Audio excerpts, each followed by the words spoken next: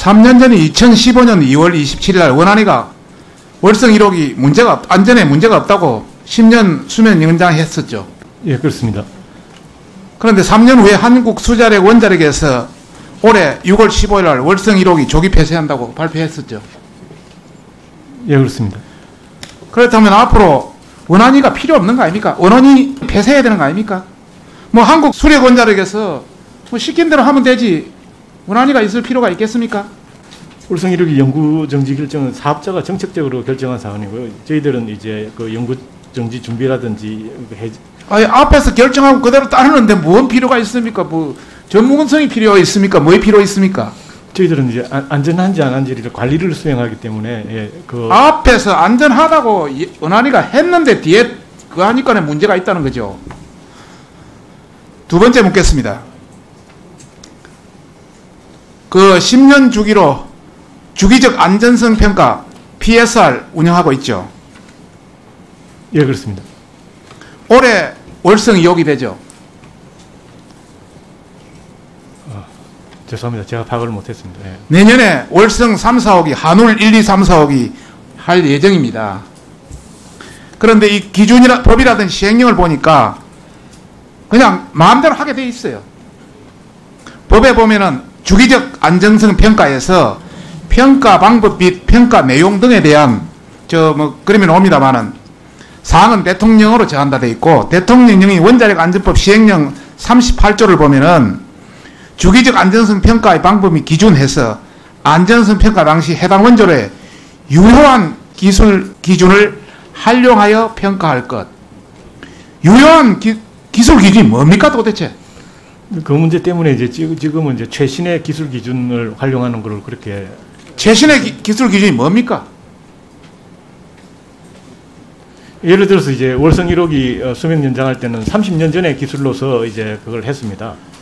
그래서 이제 적어도 이제 그런 오류는 이제 하지 않아야 된다는 게 이렇게 평가 기준이 모호하다 보니까 관료들이 마음대로 자의적으로 개입할 여지가 생기고 원안위 공무원들의 영향력도 강화되고 또 정권의 입맛에 따라서 이렇게 3년 만에 다 그냥 왔다 갔다 춤추는 거 아니겠습니까? 가동원전의 PSR 적용 기준 명확화에 대해서 올해 업무계에서 열심히 하겠다고 했는데 구체적인 게 나온 거 있습니까? 원래는 이제 6월에 그게 나올 예정이었습니다만 매일매일 예정 우리나라 원자력 안전 규제 기술 수준 어느 정도입니까? 지금까지 한국이 원전 안전에 대해서 최고의 선진국이라고 실컷 나는 선전을 해서 거의 그 정도 되는 줄 알았어요.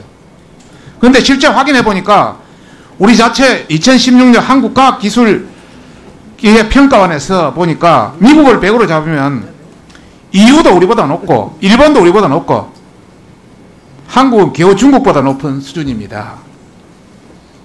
그리고 선진국의 여러 가지 안전 기준을 지속적으로 계속 연구하고 해야 되는데 그게 따라가지도 못하고 있다. 참고로 작년 129억 정도 안전성 평가 검정 안전 규제 검정 기반 구축을 위해서 129억이 해서 124억 썼습니다. 보던 바와 같이. 그런데 올해 감사원에서 감사 결과 보니까 IAEA 안전 기준 128개 중에 117개에 그 문서들 쫓아왔다. 그리고 미국 NRC 핵 규제위원회 규제 지침 180개 중에 19개는 전토조차 되지 않고 160개로 전토조차 문서조차 없다. 기본적인 규제 지침이 문서화가 안 돼 있다는 게 말이 됩니까?